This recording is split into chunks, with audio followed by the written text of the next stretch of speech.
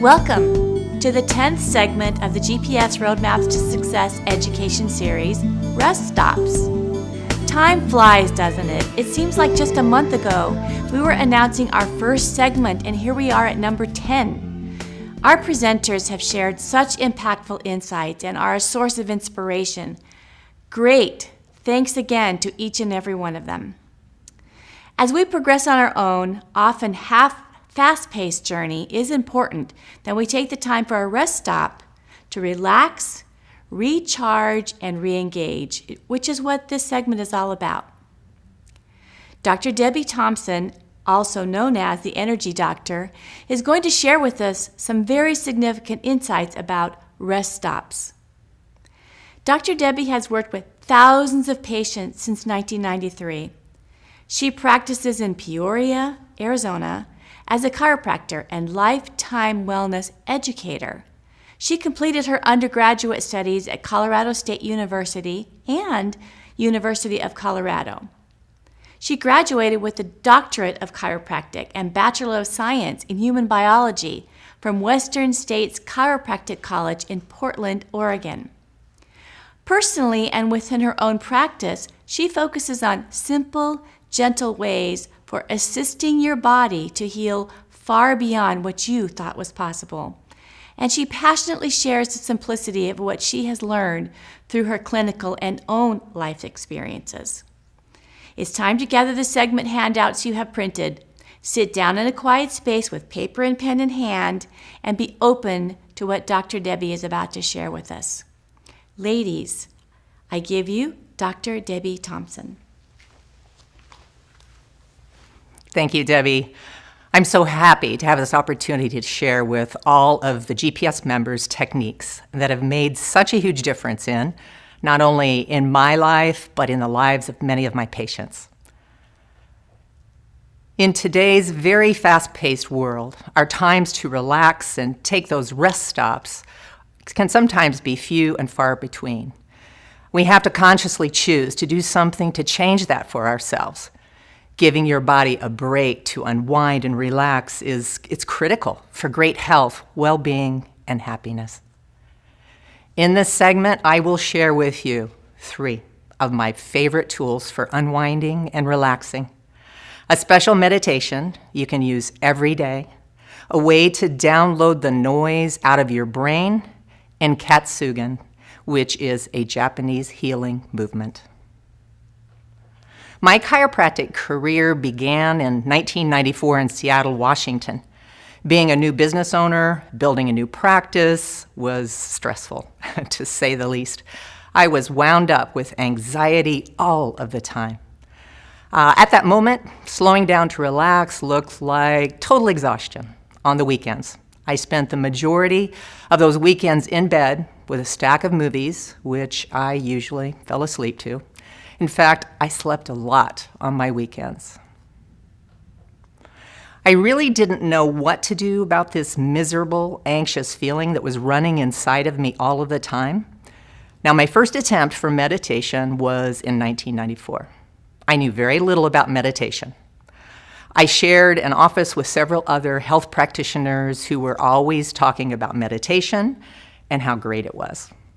At that moment, it seemed more like a fad than anything else to me. I was interested in being very physically active and loved to turn anything into an athletic event, and I wasn't sure how I was going to do that with meditation, so it didn't seem to interest me that much. Okay, so I started to feel a little left out in the office because I was the only one not talking about doing meditation, so I thought I would try it, but not publicly, of course. That was not my MO at that time. I wanted to accomplish this thing called meditation and then let everyone know I, too, was doing meditation. I would wait until everybody left the office, and I attempted to quiet my mind while sitting in one of the regular waiting room chairs. First of all, I couldn't quiet my mind for 5 seconds. I tried over and over again. What I did quite successfully is I fell asleep once my body was sitting still. Each time I attempted to quiet my mind, I would fall asleep, and then I would wake up frustrated, because I couldn't do this thing called meditation. Relaxing. Yeah, right. I made the discovery that I would not fall asleep if I used one of those knee chairs designed to support the low back. So I practiced meditation for almost 2 years before I could sit silently. I worked myself up to 3 hours a couple times a week. Now there was my athletic event. I followed this practice for months and months. After all, my goal was to relax, but I noticed the only time that I relaxed was during my 6 hours of meditation in my apartment. But once I engaged back into life again, my relaxation totally disappeared. I continued to look for something that this very physically active person could relax in a brand new way.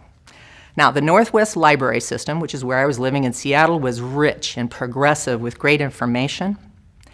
And that is where I was introduced to Thich Nhat Hanh, a Vietnamese meditation master. I started listening to tape after tape, and what he taught made the most sense to me, and it may make the most sense to you. The meditation he spoke about was being able to, here's my words, do not cookie cutter out brief moments in life to be silent and relaxed. Why not live life, practicing meditation every day as you be in life? I call this daily functional meditation. Now, one of my favorite ways to practice this type of meditation is making stir fry. Now, I get very present to consciously focusing on washing the vegetables, cutting the vegetables, not thinking about anything else. I'm in the now the entire time, and I'm preparing that stir fry.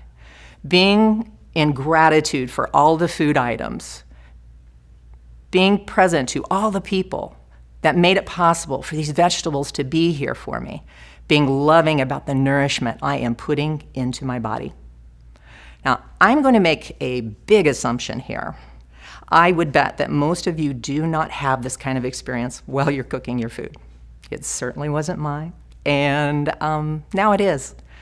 Practicing your stir-fry moments will expand your consciousness in everyday life, and your body and mind will start to relax and unwind more and more and more. Now, another way to practice functional meditation is meditatively taking a shower rather than jumping in the shower and you're in a hurry and you're thinking about what you need to do today and you're hurrying and you're rushing and you're running through your mind all the things you have to do. Okay. That's not meditatively taking a shower. That's not engaging in the moment and being conscious in the now.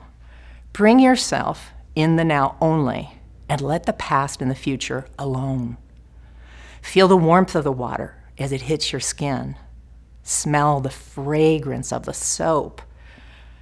Relaxation has to do with being present, being in the now. Now, you can also practice this particular kind of meditation when you're doing business and having conversation. You can have conversation meditatively. Use it when you make that business connection. Treat it like you're listening to another human being and listen intently to what they're saying. You're not thinking about the next thing. You're not thinking about, why did they wear that color? You're not saying, I wonder if I'm going to get business out of this. Or thinking and waiting for the perfect moment to give them your business card and tell them about your business. Now, that's not meditatively connecting and communicating. Meditative is listening so intently from one word and sentence to the next, following the lead of the conversation like a dance. By having your conversations meditatively, more relaxation will just show up easily. You are unplugging from anything and everything that's not in this present moment. Unplugging from anything that's not conscious. You make a conscious choice in the moment. That's the key of accessing relaxation whenever and wherever you are in life. So being able to meditatively cook, meditatively eat, meditatively be with people, meditatively work, meditatively walk or run, meditatively swim, meditatively drive. Oh, whoa. That was a scary one for me. The first time I heard Thich Nhat Hanh suggest to meditatively drive, I was thinking, I don't know, that's going a little too far. I didn't know how that could possibly work. But remember how functional meditation throughout your day is being present in the moment. Now, isn't that the ultimate of being responsible behind the wheel of your car? Being present and aware, meditatively noticing the surroundings, the colors, the movements, you will be at the height of your defensive driving. Now, to do your very best functional meditation, you have to consistently download the noise in your head. So I suggest carry a small notebook with you and dedicate it to your to-dos or anything else that needs to be cleared out so you can continue to be in the moment. So no need to be anxious and nervous about remembering something because you have it written down. Set an alarm on your cell phone, in your schedule book. You can write to remind you of certain things. You will automatically relax more knowing that, that everything is handled. And it's handled right now. So there's no need to retrace or rerun those same old thoughts over and over again. The next thing I want to talk to you about is a relaxation tool that I just have to share. And it is based on Morning Pages, which I fondly call the brain dump. Morning Pages is a tool that I learned from a workshop I participated in when I was in Seattle. I based it, actually, it's from a book, and it's called The Artist Way, and her name is Julia Cameron. Each morning when you wake up, write 3 longhand pages of whatever comes up in your mind. The good, the bad, and the ugly. Again, I fondly call this the brain dump. You are cleaning up the garbage or the noise in your mind, and you're making way for all of your goodness. What you need for Morning Pages is you need a note-sized paper. You could use paper this small, but I want you to have note-sized paper. Your favorite pen. I want you to have a private space to write freely and comfortably. No place where somebody's going to be by accident looking over your shoulder, and a shredder because you're going to immediately shred your pages afterwards. Now, your basic ingredients for Morning Pages are you write as quickly as possible. You do not think about or judge what you're writing. You do not worry about being able to read it. When I do Morning Pages, I literally scribble while the thoughts flow. You do not have to be able to read what you wrote. Now, one additional ingredient you can add to Morning Pages is a very special or specific intention for what is bothering you. If you are in chronic pain, write about your pain, your injuries, and your story, about how you got there and how this is getting in your way and how you're just really sick and tired of it. If you have any particular emotion for the day, sadness, anger, depression, feeling left out, feeling like you don't belong, feeling like no one loves or appreciates you, write about whatever the feeling or emotion is. That's using the intention. Now, this is not a journal. This is not something to be kept on your bookshelf. Do not go back and read your Morning Pages. Shred them, tear them, or burn them immediately after completing the 3rd page. Do not judge what you write. I repeat that, but do not judge it. Do not stop yourself from writing the ugliest of things. You're going to shred it anyway. It's just time to clear the noise out of the consciousness so you can be totally present to the all that you are all day long. You will be saying goodbye to life as it has been and opening doorways to your very highest and best. Happy scribbling to all of you. Now, here are several other ideas that will create more relaxation in your life. You've had in the past with some of our educational series about mapping out your day. This is like defining your ideal life, your ideal day, your ideal week, your month. You're going to base that on your particular belief systems and what are important to you. You're going to write out your ideal schedule. You'll make many discoveries about yourself. Perhaps you're doing some things that aren't so ideal. You will notice you're doing that and it doesn't match with your ideal life, and you'll get an opportunity to perhaps make new choices or plan on what's next. This is a great exercise to define where you are right now and the true direction of your intentions. The other point I want to say is be able to say no. Now, it is time to let go of your Wonder Woman attitude. It's like start looking for ways to allow others to support you. Identify things that you are doing for others that they could easily do for themselves. Know when to ask for help. And all of that's just going to really release that extra that extra responsibility that's on your shoulders.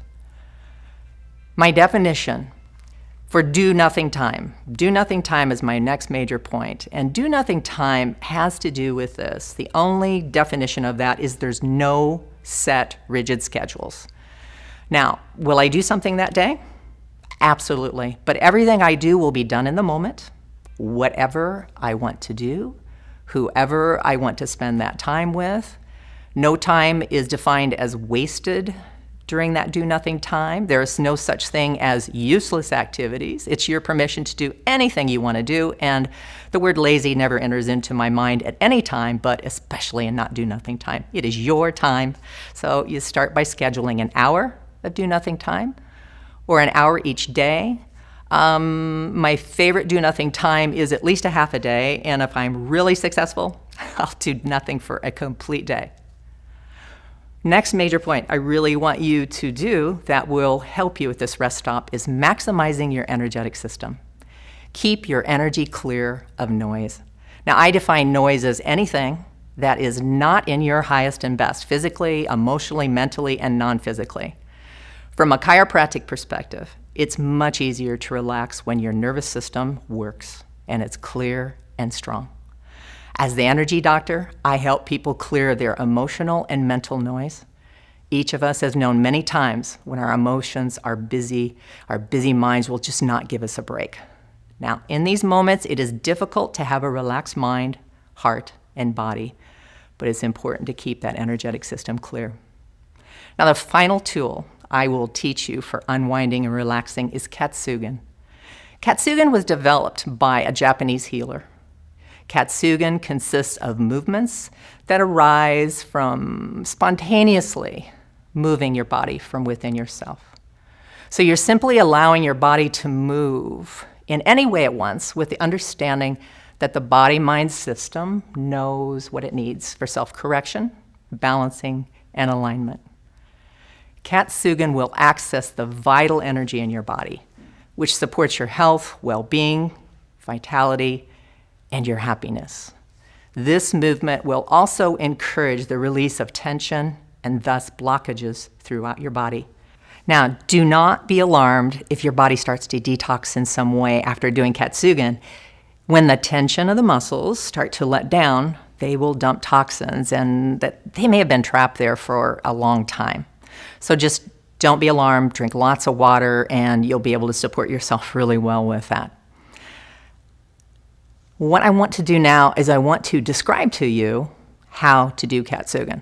You want to allow yourself to stand and relax completely. Katsugen can be done at any age. It is safe, and you don't have to have any previous training. I like playing with some of my favorite music in the background, and I like to change the music to encourage different types of movement. It's interesting when that happens, the body will move differently. For me, music seems to cue the movement in whatever way my body wants. So Katsugen is not about creating your dance moves. It's not about using those favorite dance moves. It's allow the movement to come from the deepest part of you. And that deepest part of you, as you relax your body, will automatically move. It'll bring you into balance and harmony, and especially if you choose to consciously do that. Now, you can do Katsugen in a few minutes. The length of song is perfect, or over a period of 30 minutes or more. It may take more conditioning to do the longer periods of time. I mean, you might get a little sore if you just all of a sudden did 30 minutes of Katsugen. You will feel a natural ending to your movements. Just follow your feelings on the inside.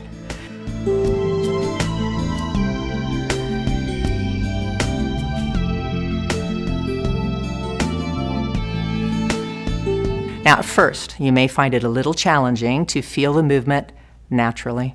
It's like, know that it's probably because there's a lot of built-up tension inside. You may be someone like me who has spent most of your life, most of my life, making things happen. You do not make Katsugen happen. You will be allowing Katsugen to happen. So start by waking your body up, just do some long stretches. And this is nothing very technical. It's like, be like a cat and stretch the way it feels good to you. Okay, we are ready to do Katsugen.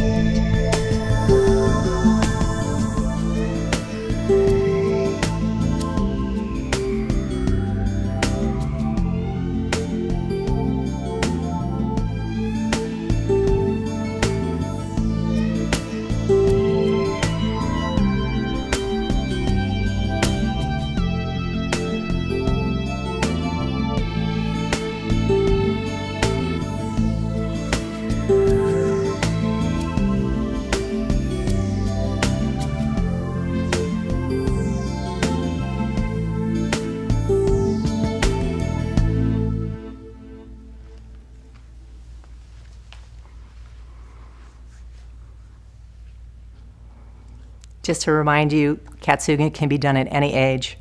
I actually spent some time with a mother and a 2-year-old, and it's really great for having them unwind all of that energy that they seem to build up ever so effectively.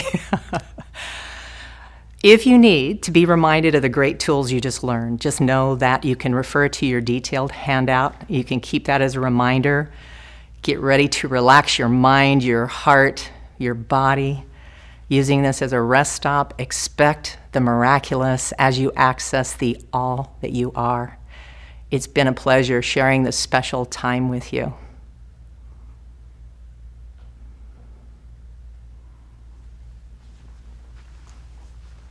Thank you so much, Dr. Debbie. This has been not only relaxing, but very enlightening and empowering.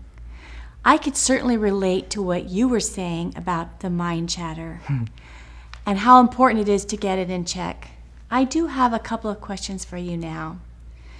Katsugen is a new concept for me. I would say that can you explain a little bit how someone that can embrace this new concept and make it work for them and realize the healing powers of it? Well, the most important part to anything in life is you repeat and rinse, and you repeat and rinse, you practice.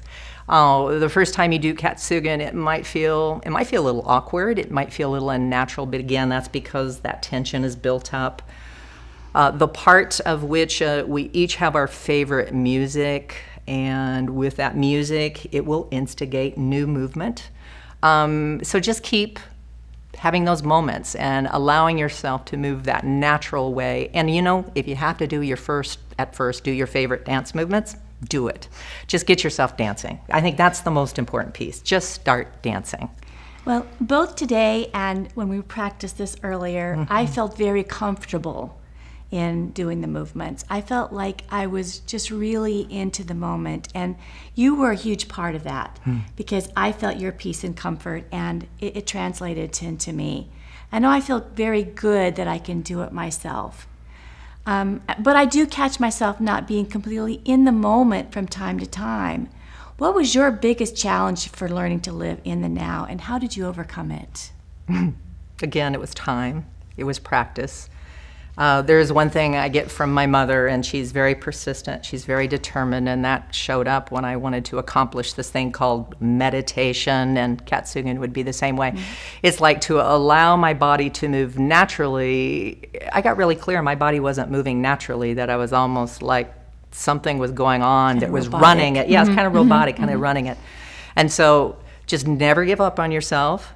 Just keep doing it. Do what feels good. And don't worry about judging or being technical about it. It will come to you. You'll have your own movement. Ask a friend to share it with you or share it with a child. A child will teach you faster than anybody else. There's nothing more connecting than to touch someone when you're going through that process, and I felt very connected to you. It is very powerful that way. My noise is something I think each of us deals with this nonstop. What is your favorite, most effective technique for quieting mind chatter? Well, I've talked about morning pages, and morning pages can seem rather simple. But my mother, at the time I introduced her to morning pages, she had a pretty significant thought running through her mind, and she's done a lot of life review and that, and so I taught her how to do morning pages, and 4 days later, she was like a different woman. Amazing. And so for me, without having somebody have to pay for a service or do something out of the ordinary or take a moment of time, and remember cookie cuttering out a moment of time, it's just do those morning pages. They may seem very simplistic, but they are so powerful, and do them for at least a week. And what I like to tell my chronic pain patients to do it for 30 days straight. And you will see things and you will experience things that you can't even imagine right now. That's a profound change that you can make to your life with just something simple like that. Yes. What books do you recommend, or if you have any favorites about relaxation or meditation that you can recommend to our girls? My favorite reading, which I love to read, but most of my reading is done via Mr. and Mrs. Google these days. So I find such great information there. And so I take the information I'm looking for. You'll notice that for meditation, there is all kinds of meditation. But what I can share with you is this. My favorite meditation to do initially is called guided imagery. And so it's like they tell a story, and some of my favorites were the ones with the castles and the unicorns and it's what I liked. And so find what works for you, and a good audio will give you a sample. Like I give samples of what my audios are like for people, and you want to hear what it's like before you purchase it. But it's just another way of guiding yourself in slowly, so you don't all of a sudden think, like I thought, is I have to get my mind to go silent. Exactly. Okay. Thank you so much, Dr. Debbie. You're so welcome. Your insights are amazing. So many of our wonderful members have really, really tapped into the power and promise of Dr. Debbie, and it's not just what she does, it's who she is, and we all totally believe in it, buy into it, love it, and we love her. So our next segment is called Travelers You Will Meet Along the Way. It's going to be a bit different in a very fun way. I will be interviewing 3 GPS members who have had interesting and inspirational stories to share with us about their transitions from one part of their lives to another. The first one is Eva Obregon. She had some challenges when she lived in California. She was ready to make transitions in her life because of those challenges. So she moved from California to Arizona, and she went from working in a doctor's office to opening her own financial planning agency. During that process, she overcome many obstacles, and she is helping others to do the same. Jana Craven has embraced her passion for cooking and has a new catering business, all the while beginning a new family and learning to balance all aspects of her life. She will share about her baby steps, her missteps, her struggles, and her successes, and as she launches this new business. And then Jamie Lau is a woman in charge of marketing for a team of doctors. How does she find her own identity and purpose in both the corporate and small business world? She will tell all about that in her fun and fascinating way. That's what's in store next. I know I can't wait to do it, and I want you to be sure and join us for that segment.